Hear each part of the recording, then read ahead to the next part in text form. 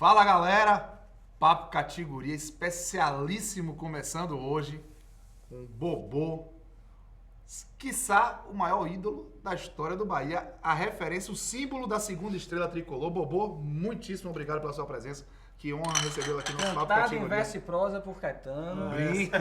É recíproco, obrigado. Hoje esses dois aqui estão que nem pinto no lixo. Não estou disfarçando sorriso, não tem nada, mas vou mentir até eu. Estou muito feliz de estar com você aqui no bar, porque não é qualquer hora que você toma uma cerveja com um campeão brasileiro. Chega, tô arrepiado.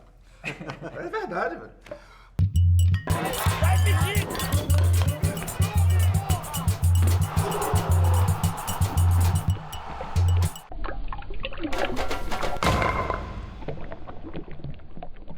Bom, é o seguinte, obrigado por ter vindo. Antes da gente começar a fazer as perguntas, quando a gente colocou seu nome lá no card da gente nas redes sociais, choveu pergunta, a galera quer saber de tudo, porque você foi ídolo no campo, foi campeão como técnico, dirigente, hoje é político, é um cara que tem ainda uma influência muito grande no meio do futebol, então a gente quer aproveitar bastante esse papo. Mas antes disso, galera, ó, lembre-se, clicar aqui na tampinha que tá do lado de Fabinho. É o botão do inscrever-se no nosso canal no YouTube. Que é de graça, grátis, pelo amor de Deus, é de ou graça. gratuito. Assinem. Paga porra nenhuma, é de boa e ajuda a gente a trazer a galera desse naipe aqui. Campeão brasileiro pelo Bahia, Bobô, tá aqui com a gente. jogador da Aproveite seleção para brasileira, enfim. curtir também o vídeo aqui de Bobô. Aquele joinha, aquele like. Seguir a gente nas nossas redes sociais, no Instagram, no Twitter. No Facebook também é importante. Gente, dê número pro Bar Futebol Clube. Em todas as redes sociais precisando. que a gente tiver. A gente agradece. Bobô, começar logo de cara, não dá pra fugir de outro assunto. Brasileiro 1988. Conta alguma coisa, algum detalhe que só você pode narrar daqueles jogos finais contra o Inter, daquele momento que você cabeceou e fez o gol em São Tafarel, ou no segundo gol que você chutou a bola no melhor estilo, vai puta, entra tudo. Conta pra gente... Da semifinal contra ou o da semifinal Fluminense. contra o Fluminense, que você Recorde também- de público. Conta pra gente detalhes que só você que estava lá dentro e vendo e fazendo a história ali consegue descrever pra gente. Não, primeiro, bacana estar com vocês aqui, obrigado pelo convite. Eu vinha embromando um bocadinho por causa do tempo, mas estou aqui. E a cerveja é muito boa, por sinal. Galera do Clube É 2B, hein? muito boa. Mas acho que ali foi muito bacana aquela conquista, porque por uma série de razões. Né? Uma série de razões. A montagem da equipe, uma equipe que veio de 86, aí foi mesclando, 87, trazendo jogadores, indo embora jogadores, e culminou com aquele grande time montado em 88, um time quase basicamente de baianos, pela modéstia da equipe, uma equipe modestamente montada, uma equipe barata, mas que pouca gente achava que poderia chegar onde chegou, né? Até nós mesmos, acho que... Vocês não imaginavam? Não, nós ganhamos na realidade tudo ali, nós somos tricampeão baiano, ganhamos o campeonato baiano por antecipação em 86, 87 ganhou com facilidade, 88 ganhou os 2 Bavis, enfim, no campeonato baiano, e entramos no brasileiro para fazer uma grande campanha no brasileiro, mas aí a gente não tinha noção do potencial, da capacidade de nós mesmos. Quando entendeu? foi essa virada da chave? Quando foi que você percebeu que, porra, a gente pode ser campeão desse negócio aqui, dessa zorra aqui? Depois do carnaval. De 89? Porque assim, a gente chegou às oitavas de final, classificou, a competição era bem diferente da competição atual. E durante o carnaval, que o campeonato terminou em fevereiro de 89, nós tivemos que parar um pouco a festa para poder se dedicar. Foi difícil, mas a gente conseguiu. E tínhamos jogos difíceis. Só que ali a gente já tinha uma certeza de que nós poderíamos chegar muito mais adiante. Porque enfrentamos os adversários durante o desenrolar da competição e perdemos. Perdemos para o Fluminense, 3x0 Fluminense, 3x0 perdemos para o Inter. Internacional, fomos até goleados. Mas a gente sabia que a gente poderia chegar mais adiante. E o grande jogo do Bahia, foi exatamente nesse período, foi o Sport de Recife. Que talvez tenha sido o grande adversário do Bahia naquela competição, na reta final. Jogos dificílimos, até pela rivalidade, Pernambuco, Bahia, Pernambuco. E lá foi 1-1, o Charles fez o gol, a gente saiu perdendo, e aqui foi um drama. Foi 0-0, prorrogação. E eu lembro que aos 14 minutos do segundo tempo, da prorrogação, acho que o centroavante do Sport entrou sozinho do meio campo, num contra-ataque, e o Ronaldo salvou a pátria ali. O Ronaldão fez uma defesa espetacular, acabou, a gente rezou, agradeceu ao Papai do Céu, a Senhor do Bonfim, E aí foi adiante. Então eu acho que ali foi bacana, porque passou uma força muito grande. E aí eu lembro de momentos difíceis da gente, até meu. Eu era o grande jogador, tido como grande jogador do Bahia e tal, mas tinha parte da imprensa pegando muito no meu pé, por conta de um jogo contra o Fluminense, o primeiro jogo no Rio. Eu perdi 2 gols incríveis. Assim. O Bahia dominou o Fluminense dentro do Maracanã e tal, e eu poderia ter decidido ali o jogo e tal. E eu, por displicência, uma certa arrogância e tal, a gente jogava muito de cabeça em pé e tinha muita autoconfiança. Tinha autoconfiança demais, né? Sutil, né? Elegância sutil. Mas peraí, até onde era elegância e até onde era soberba? Às vezes com a facilidade que você às vezes criava. Encontrava. Pô, Já quer fazer não gol criava. qualquer hora. Você fazia facilidade, a Sim. coisa acontecer e tal. E no Ricardo Pinto fez 2 defesas, 2 intervenções. Quando eu voltei, tava a manchete lá, culpado Bobô e tal. Então você foi conectado naquela campanha? Fui Você vê como a imprensa, de uma forma né? Uma bacana, imprensa, porque aí eu na disse moral. assim, quando eu vi, eu falei, ó, então não resolvi lá, vou resolver aqui. Aí foi exatamente a resposta que eu dei e tal. Mas Você falou isso lá, né? Falei no grupo Aí lá onde com o a gente se atleta inspirou e tal. também. E foi bacana, porque o jogo de volta Pelo foi amor 10. de Deus. Ganhamos do Fluminense, ali 120 mil pessoas na Fonte Nova, 110 mil pagantes. Foi um sonho aquilo, uma realização espetacular. E fomos para o Beira-Rio com uma confiança, o primeiro jogo e o segundo jogo, com muita confiança, lá em cima. Não tem um jogador do Bahia que você converse, o mais novo e o mais velho, que não vai dizer a mesma coisa que eu. A confiança já era... Você já sabe, nós É podemos legal. ser campeões brasileiros. Ó, não tem coisa mais bacana. Não tem coisa mais bacana. E eu falo, você se arrepiou quando abriu, eu estou falando agora aqui. Quando a gente busca um pouco do passado e lembra da torcida do Bahia nos acompanhando. A gente saía do Fazendão, talvez isso não tenha nem... O pessoal não tem Registro memória, não tem todo, né? registro. Mas essa paralela, a distância do Fazendão até a Fonte Nova, aquele portão 13 da Fonte Nova. Que na época era uma viagem, Deus do né? céu, olha pra isso, tô arrepiado. Coisa cara. Cara, a torcida nos acompanhava. Era de ônibus, a pé, de carro, e de moto, e buzinando, e a bandeira. Aquilo ali passava uma energia tão bacana, tão positiva pra gente. Quer dizer, puta, como é que vai decepcionar esse povo que tá aí atrás da gente? Essa era uma carreata. Parecia algo assim organizado, e não era. O ônibus vinha, o Orlandão, a gente apelidava, cadê o Orlando Aragão? Aquele ônibus oponente, não era nada disso, era um ônibus simplesinho, mas com a galera toda buzinando e cantando o hino Bahia desde o Fazendão, que ficava esperando a gente sair, até a entrada do Portão 13 na Fonte Nova. Fantástico. Agora você deu uma declaração naquela época, depois do título, uma declaração importante que foi a seguinte: o Bahia, para conseguir um título desse, só daqui a 30 anos, ou alguma coisa parecida. isso mesmo. Foi isso mesmo. Daqui a 30 anos, Chegou, né?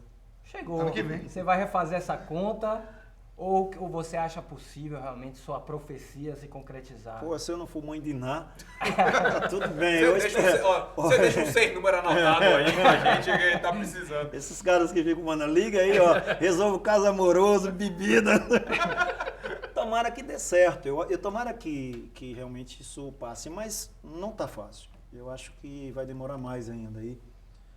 Eu falava um pouco por conta da infraestrutura, o trabalho que era realizado. A gente estava muito aquém dos demais clubes. A transição, quando eu saí do Bahia para o São Paulo, foi enorme. A diferença do trabalho, a infraestrutura do São Paulo para o Bahia. Falei, meu Deus do céu, a gente ganhou todo mundo com aquele trabalho que era feito. Não tínhamos nem sequer treinador de goleiro. O treinador de goleiro era o preparador físico que não sabia bater bem na bola, né? O Queiroz. E aí, então Evaristo assumiu o papel de treinador de goleiro. Cara, e chegando lá, eu via a distância, o abismo para os demais clubes. E nós vencemos pelo talento, pela garra, pela dedicação dos jogadores de 88, pela torcida, pela direção do clube. E olha que ganhamos o título com 2 meses de salário atrasado. E mesmo assim, a gente vivia do bicho, da premiação. Então vocês jogaram bola, pô. A galera controlava cada um que estava na arquibancada. Então entrava assim, o Edinho Jacaré, tem 76 mil, ó, 30%. Dinheiro Tinha até calculadora no banco de reserva. Então, galera, vai dar isso de premiação, olha lá meu bicho. Tá. Juro, era isso mesmo. Aí cada um saiu, ó, 30 mil de premiação hoje, não pode perder. E o bicho era, eles pagavam no vestiário. Acabou de chegar lá. Deixava o Orlando Aragão, chegava com um pacote lá de dinheiro, pagava. Então aí não pensava nem em salário. Mas assim, foi muito bacana, foi um ambiente espetacular, esse ambiente existe até hoje, de relação amizade entre de vocês. atletas. Vocês ainda se 88. falam? Tem um grupo de WhatsApp que a gente se fala todo mundo. E Que legal. e é muito bacana e são memórias boas, né? Memórias boas que hoje está na história do clube, na história que a gente ajudou a construir, né? Nós somos atores disso tudo aí, que escreveu na história do clube, é uma página maravilhosa, rica e está na eternidade, sim. Lá no Beira-Rio teve uma história que quando vocês chegaram no vestiário, tinha um despacho. Tinha, cara. Tinha, Era um essa boi, história né? do despacho é verdadeira? Tem foto aí, detalhe se você disso aí. pegar, tá lá E foi alemão mesmo, Evaristo, alemão, Saiu chutando? Maracajá, varrendo. chutando e varrendo. Pô, era um boi, cara. Os caras não sabiam fazer isso, Um não. boi. botaram Os caras um não boi sabem no nem fazer bozó, pô. Puseram na porta, na entrada do vestiário.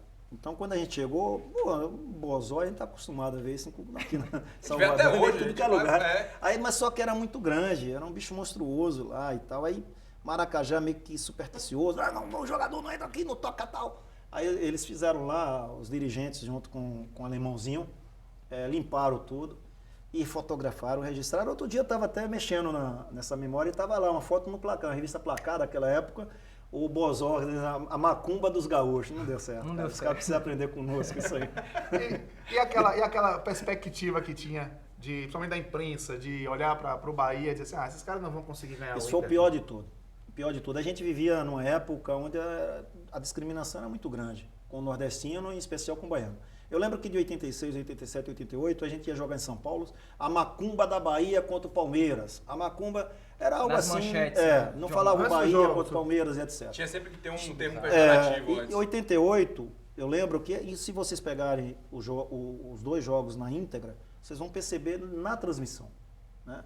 O Inter é a equipe 3 títulos nacionais, no Beira-Rio é mais forte, aí vem um comentarista, aqui ganhou, mas lá é mais difícil e tal. Então, queimando a língua desses caras todinho. E são os mesmos que até hoje estão transmitindo jogos aí. Mas já olham o Bahia e hoje é engraçado, já olham o Bahia um pouquinho E diferente. depois, no final, falou assim, Bahia é o melhor time do futebol brasileiro.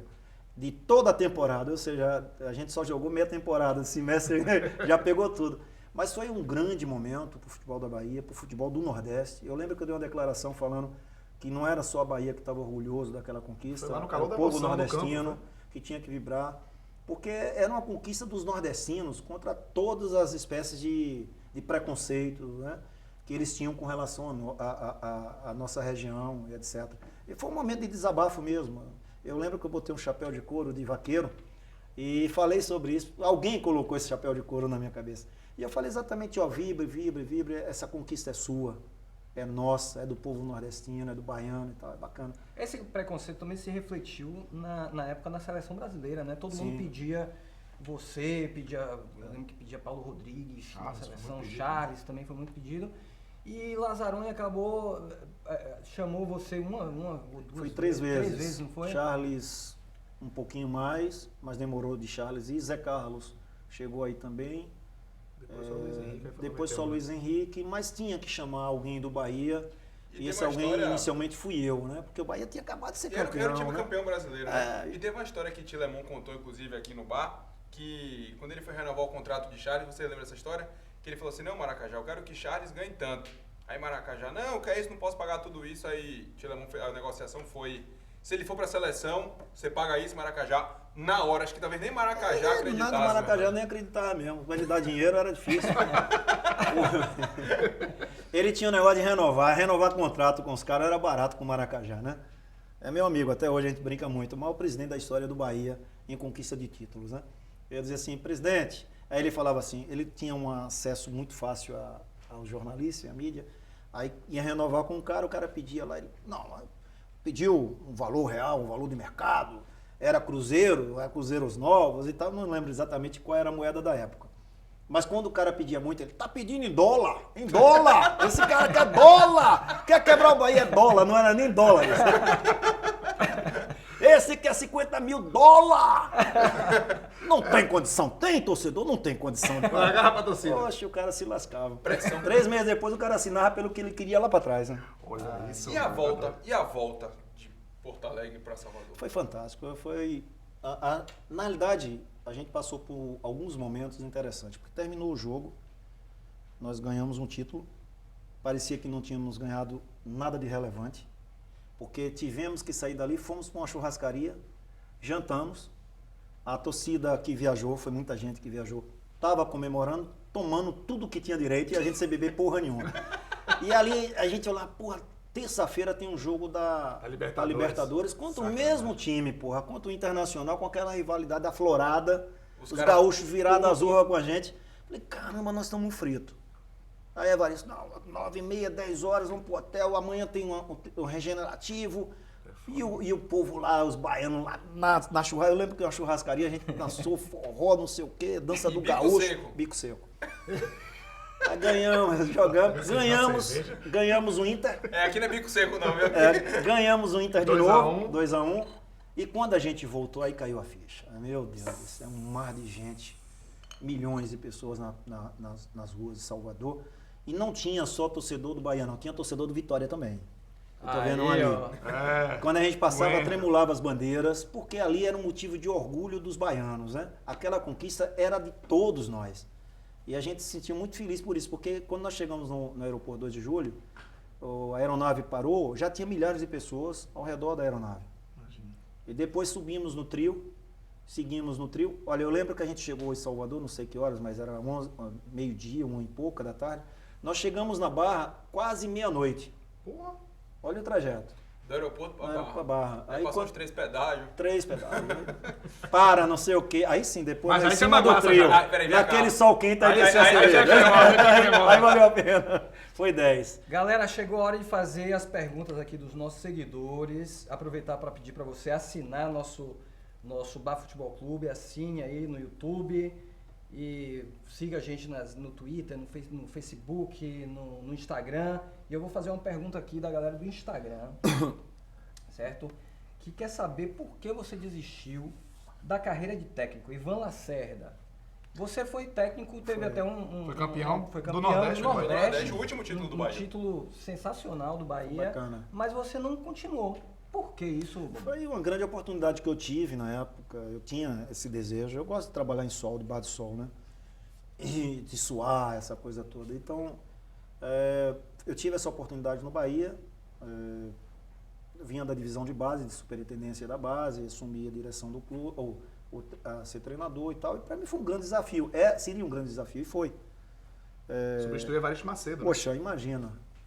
Mas eu tinha sido campeão baiano, campeão do Nordeste, eu ali, oitavo no Brasileiro. Sem muita experiência e tal, assumi essa condição. Para mim foi muito bacana, porque o primeiro semestre, foi muito confuso o primeiro semestre. A gente disputou ao mesmo tempo Copa do Brasil, Baiano e o Nordeste. Teve, na verdade, um super campeonato baiano depois, né? E ainda viajamos para jogar fora aquela Copa dos Campeões. Então a gente tinha que priorizar uma daquelas competições. E a gente reclama do calendário hoje, né? Pois é. E às vezes eu ouço as críticas em cima do treinador do Bahia que diz, eu estou priorizando uma competição. Porque se você priorizar todas, não ganha nenhuma. Então priorizamos uma, foi a Copa do Nordeste. A gente já vinha de um título com o Evaristo e a gente estava buscando o bi. E nós ganhamos esse bi, eu fui escolhido até o melhor treinador da competição. Claro, ganhou, tinha que ser escolhido, né? Mas ali foi bacana porque eu tive uma experiência de campo muito rica, de você sair do lado desse jogador para treinar. E é muito difícil. A diferença muito é gritante assim mesmo? Muito, muito. Você mexer com o ego do atleta. A decisão é sua, né? Você tem uma decisão de afastar ou colocar um atleta, é um grupo heterogêneo. Talvez a pior parte é essa de gerenciamento de o treinador é um grande gerente e um grande administrador de problemas. Ele tem que solucionar os problemas e encontrar soluções para esses problemas. Então não é fácil ser treinador. E eu ainda tinha os cornetas, cara, porque quando eu ficava lá na Fonte Nova, por exemplo, tinha uma parte da arquibancada e ficava os caras com aquela... Era uma torcida organizada que tinha só 8. A turma do amendoinzinho ali, aquela turma do amendoim. E os caras, não lembra da torcida do megafone? Sim, que fica com não sei se ainda tem hoje ainda. Não, hoje como é bem mais próximo, você megafone, cara, aí o cara ficava assim, Bobô, bota fulano. Aí o outro reproduzia, aí aquele troço no ouvido, eu falei, porra. Porra, cara. E o Evaristo já tinha me contado esse problema. Mas é pirracento. O Evaristo xingava os caras xingavam o Evaristo. Véi, tu tá dormindo, acorda, velho. Aconteceu comigo também. Bobô, bota fulano. Quem é que os caras mais pediram naquela época? Existe um ataque Robigol, Nonato e Sérgio Alves. Isso. Não, quando o Sérgio Alves estava bem, a galera pedia pra manter Sérgio Alves. Sim. Quando o Sérgio não estava bem, tira Sérgio Alves, tá tendo caso com alguém no Bahia. Aí eu, não é comigo. E aí ficava apertando. Não, mas tinha um jogador, eu lembro de Marcelo Nicásio. Sim. Na Copa do Que tava Brasil. começando, né? Base, Ele base. tava jogando Copa do Brasil, Bahia bem pra caramba Copa do Brasil, perdeu o jogo do Atlético Mineiro lá 2x1 2x1. e ganhamos 4 a aqui por 3 aqui, um 4x3. jogaço. E a gente precisava fazer mais um gol pra eliminar o Atlético. Um jogaço na Fonte Nova, um jogaço. Aquele tipo de jogo que você tem que guardar na memória. Aí, Bahia 4x3, o cara, bota Marcelo Nicásio, bobo, bota Marcelo Nicásio, aí ficou Você aquela botou o zona. Kena. Não, eu botei o Kena e depois botei o Nicásio. Ah, tá. Botou o Ah, mas Nicásio, peraí. Isso tem quantos anos? 2002, né? 2002. Ou seja, 15 anos. O cara tá ali cornetando uma corneta retroativa. Kena, ainda perdeu pra Kena, perdeu 2 gols. Perdeu, o Kena perdeu 2 gols Tira impressionantes. assombrado, Aí foi. quando eu botei o Nicásio na primeira jogada, pô, bacana. Muito bem, Nicásio, divisão de base, é isso aí. Nicásio perdeu 2 bolas. Tira Marcelo Nicásio, bobo. Tá tendo casa com alguém na diretoria do Bahia, bobo. Não foi isso que me levou a desistir. O que me levou a desistir foi que minha filha, a menor, nasceu, a do meio. Eu pedi para sair do Bahia por uma questão de divergência mesmo de pensamento. Direção do Bahia intervindo muito na contratação de atleta e tal. Eu queria ter liberdade, eu não ia ter. Pedi para sair. Minha filha nasceu, veio um convite para ir trabalhar no futebol pernambucano. Eu já não tinha mais vontade de ir. E eu pensei, não é para mim. Depois ainda voltei a ser treinador do Bahia, logo depois, no Campeonato Brasileiro, mas já não estava mais entusiasmado com relação a isso. Aí eu pensei, poxa, é melhor ficar na administração. Eu gosto de fazer o trabalho, eu gostava muito do trabalho de base. Eu me enriquecia fazer o trabalho de base. Eu tinha muito prazer em dar oportunidade e ver um atleta, por exemplo, como Daniel cresceu, e etc. Você pagar 10 mil reais em Daniel Alves e Daniel sei o que é hoje, né? Você imaginava que ele ia chegar onde ele chegou? Eu sabia que ele ia crescer muito. Mas não a esse ponto de ser o cara melhor ganhou lateral mais do título mundo. profissional O cara que Ninguém ganhou mais Ninguém título pensaria na num troço vida, desse. na É carreira. como ninguém imaginava que o Bahia poderia ser campeão em 88. É a mesma coisa. Só o tempo. Né? O tempo, a capacidade do atleta, a maturidade do atleta e a autoconfiança dele fez com que isso acontecesse. Eu lembro que eu botava o Daniel para treinar depois dos treinos normais. O Daniel tinha uma deficiência de cruzamento e de marcação. Mas Daniel era aquele jogo, vai e volta, vai e volta, vai e volta, habilidoso, técnico, já tinha tudo isso. Mas ele tinha uma bola rolando, ele não sabia cruzar bem. Bola parada era excepcional. Aí eu vou bater esse moleque para treinar. Ele me xingava todo, eu sabia que ele me xingava, eu fingia que não ouvia e tal, virava a cara e tal. Mas eu ficava meia hora só cruzando. Bola em movimento, nunca bola parada. Deve ter ajudado um pouco o Daniel que é hoje. Só um pouquinho. Porque Mas ele Daniel recebe hoje joga no meio, aquelas joga bolas diagonais de Messi, na época do Barcelona, ele recebe cavadinha redondinha. e tal. Então assim, é muito bacana. Eu gostava desse trabalho, mas acabei desistindo e ponto. Estou agora em outro momento. Bobô, dessas histórias que você contou da relação de técnico com jogador, de jogador com técnico, tem alguma resenha que você lembra de 88 que Evaristo precisou administrar? A gente fazer esse recorte voltando um pouquinho no tempo aí. O Evaristo administrava tudo, cara. Ele a cozinha, o departamento médico. Evaristo era médico, ele era nutricionista, cozinheiro. Uma vez o cozinheiro botou o Evaristo para correr da cozinha com a faca na mão. Porque, sério, ele foi falar mal da comida do cara. O cara tinha sido contratado em um restaurante 5 estrelas daqui, então o cara não admitia que alguém Mexesse falasse na cozinha dele. Aí o Evaristo não tinha o que fazer muito, que ele acordava meio que chateado com a vida, aí chegava lá, olhava, e foi falar da comida do cara. Pô, cara, pense no cara nervoso.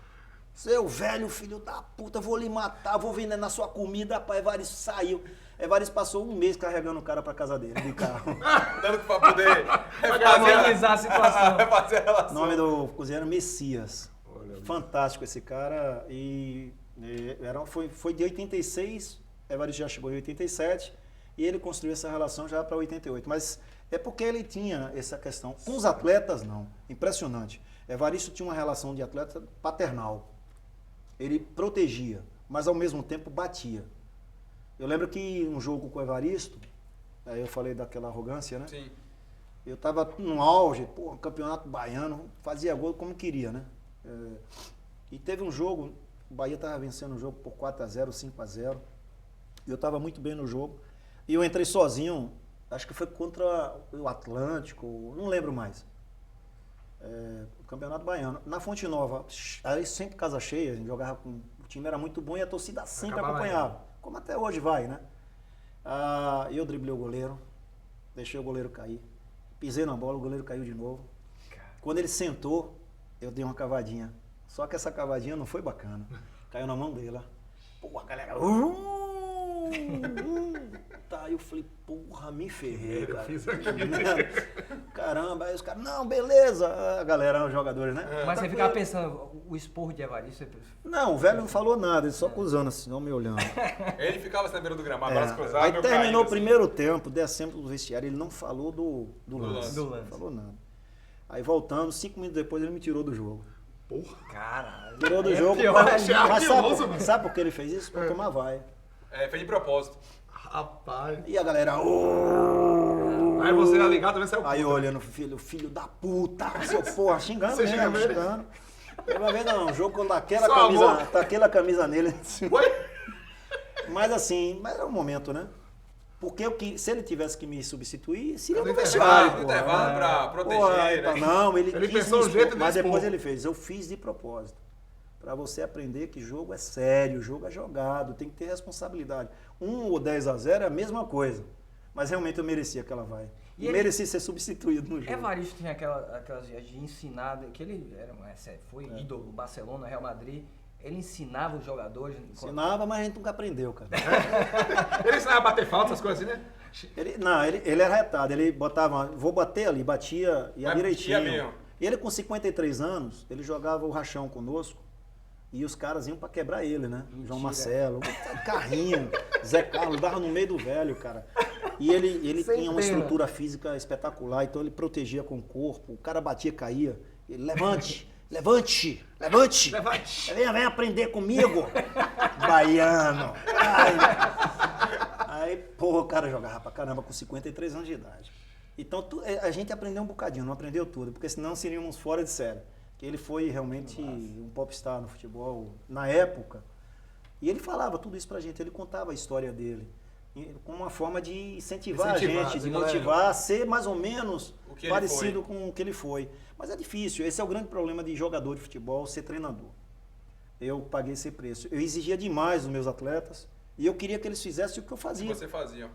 Não dá, cara. É cada um na sua, né? Cada um no seu quadrado. Aí, às vezes, eu não respeitava a limitação do atleta. Interessante. Então, eu queria muito que ele fosse melhor até do que eu. Não, mas você tem que fazer isso. O cara não sabe fazer. Ele vai descobrir como. Mágica. Então, a gente tinha que... na realidade, eu tive muita dificuldade de conviver com esse lado. O Evaristo não, com o tempo, com a experiência. Alguns treinadores com experiência. É a coisa que o Rogério Ceni deve estar passando um bocadinho.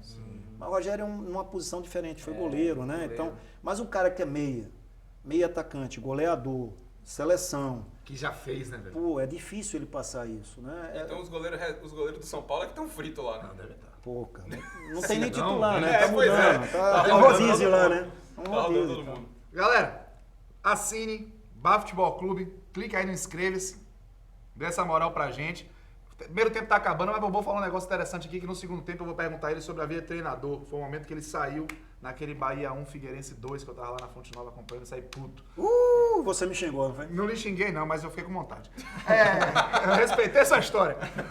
Já te volto. Tá se matando aqui. Tchau, gente.